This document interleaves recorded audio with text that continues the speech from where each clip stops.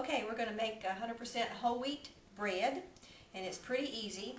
The first thing we're going to start with is 3 tablespoons of unsweetened applesauce, and it doesn't have to be exact, just lump it all in there.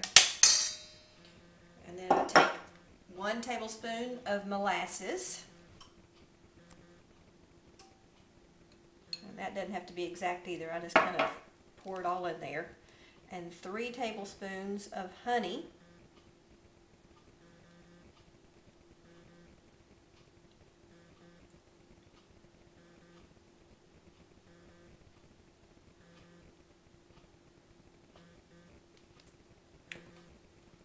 And then I have 1 1/3 cups of water, and if you're using cold applesauce like I did, then you're probably going to want to make that hot water. Otherwise, you can just use warm water if your applesauce is brand new and it's not cold.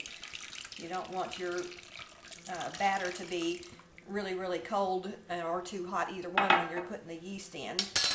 So now we're going to put in 1 1/2 teaspoons of salt.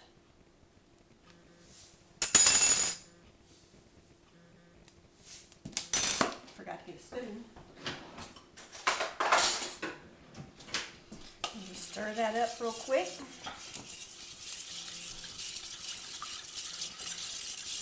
And then I'm ready to add my flour.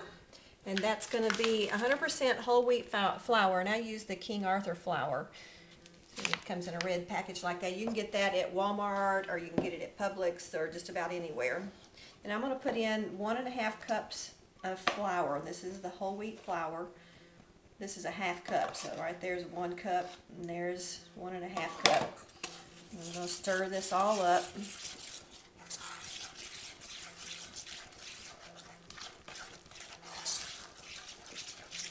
You can see it's still pretty liquidy. Now I'm going to put in some quick cooking bulgur wheat. I keep this in the freezer after I open it, and there's no special measurement here. You can use whatever you want to. I just use a handful and just dump it in there. And I'm going to use flaxseed. This is golden flaxseed. You can use brown flaxseed, either one. And again, I don't measure it, I just put a handful in. And then I use sesame seed.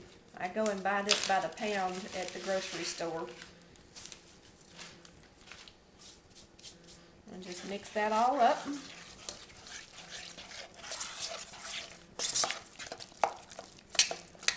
And now I'm going to add 1 tablespoon of quick rising yeast, rapid rise yeast.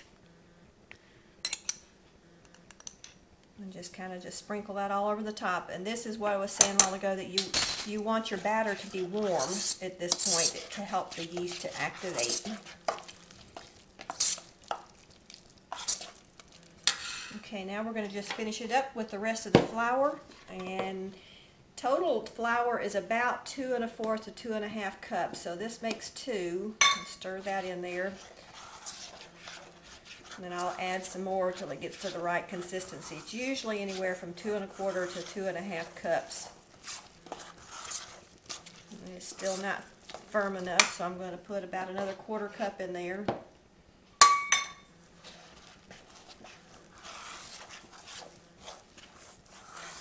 It won't be a real firm batter. It just starts to get sort of sticky. I think I still want to put just a little bit more. So for me today, it's going to be close to 2 1/2 cups of flour.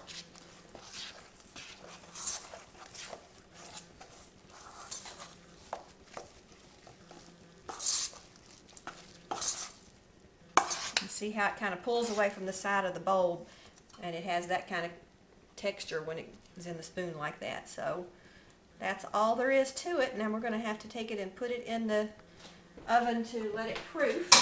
I have a proofing drawer on my oven.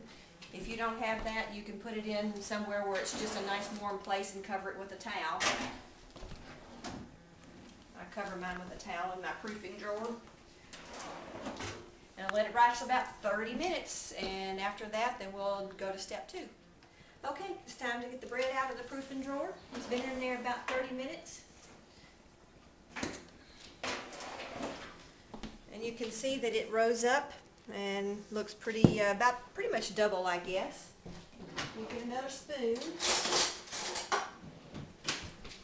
All I do right now is just kind of stir it, punch it down.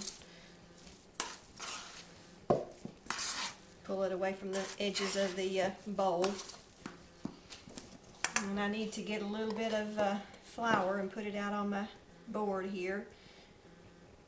You can use, if you don't have a board like this, you can use wax paper and just roll it out on there. So take your dough and just spoon it out onto the board. It's going to be very, very sticky. So what you want to do is just take some flour and just put all over the outside of it so you can handle it without getting your hands all sticky. And then just carefully start trying to roll it up so you can knead it. Have to keep it covered with the flour so it doesn't get sticky as you roll it. And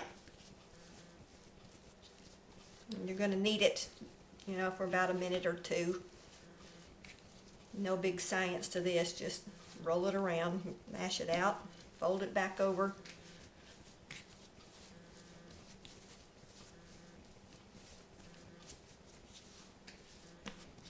Get a little sticky, put a little bit more flour on there.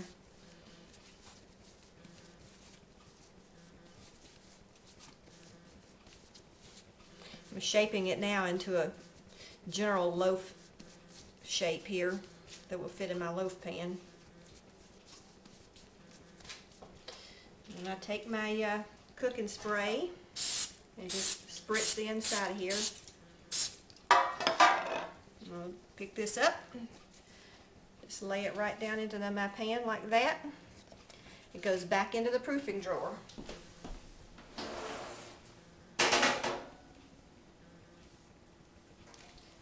And it'll stay in there for about another 30 minutes and double in size, and it'll be ready to bake it. Okay, it's time to get the bread out of the warming drawer and into the oven. You can see that it's risen up double in size. Preheated the oven to 350 degrees and it will bake for 30 minutes.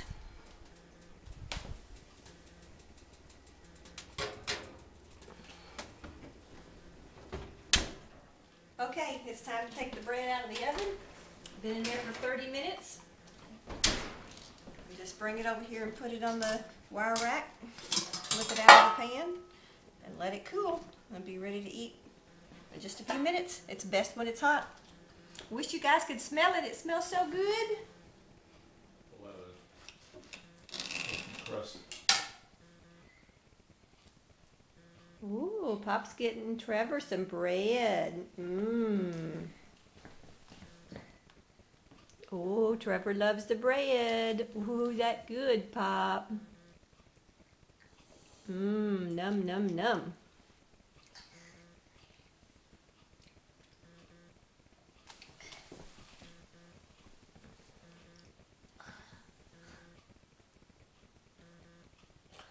Ooh, that's good, Pop.